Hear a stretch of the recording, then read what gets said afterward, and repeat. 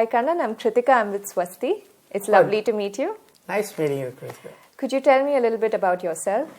Yeah, so I spent about 25 years in the corporate with three large organizations, Hindustan Lever, Nokia and Adidas, and now for the last 4-5 years trying to understand the social sector and seeing whether I can use some of my learnings there and contribute to this sector and understand this sector better.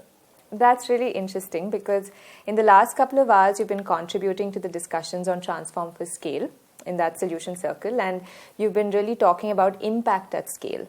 And so from your corporate lens, what do you think are the challenges that organizations or like programs might face when we're talking about impact at scale? I mean, obviously there's no one thing that makes anything successful, but I think if I were to distill my 25 years of work in the corporate circle, in the corporate sector, I would say that I think being consumer-centric or customer-centric has been one of the most critical things.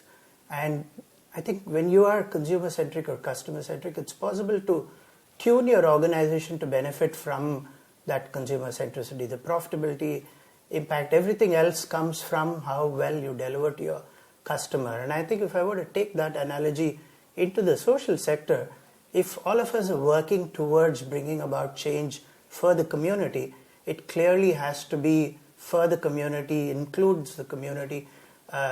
Obviously, there are a few challenges when you do it. It seems like it will take a lot more time, but whatever change that you bring about is more fundamental and sustainable over a period of time.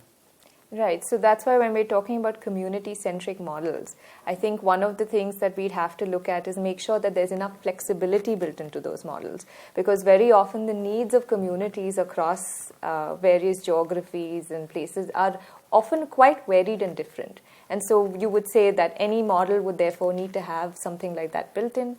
Yeah, I mean, I've had a friend with whom we've discussed this conversation, and I think we talked about how sometimes in many sectors, a beginner's mindset is probably the most effective way to be part of the solution. What do I mean by that? I think the problem sometimes when you get experts into any area is that they, and I'm including myself into that, we tend to have solutions which we think is right for the other person or the community or a group of people, whatever that might be. The problem with that is that it might look like it is a very efficient and effective model, but if there is no buy-in from the community, then this process becomes much, much tedious too. So, I mean, we've all had the benefit of becoming experts in our areas by learning and by trial and error, right?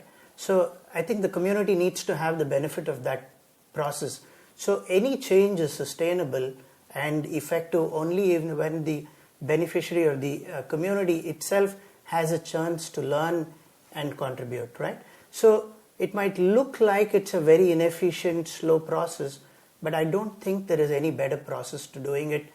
Yes, we can try to see how we can shorten that learning time and how do you reduce the cost of learning, but it has to fundamentally be the community figuring solutions with the help of experts who can, I think, influence them to some extent and also probably be able to share the costs and benefits or the trade-offs of the choices that they're making. But I think the decisions have to be owned by the community, ideally taken by the community. So any discussions on any serious change, if it has to be impactful for the community and if it has to be sustainable, but has to include members of the community as significant.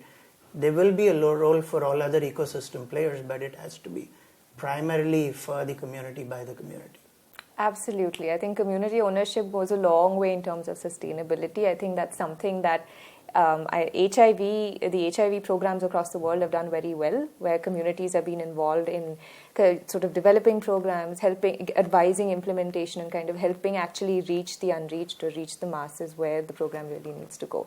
So I really think that's an extremely important there you aspect. Go. So you already have some proof of success of that model working. Absolutely. And I think it's also working in tuberculosis, and those are lessons that are applicable across the sector. Correct. Right. So thank you. It was wonderful. Great talking to you, Kritika. Yeah, thanks.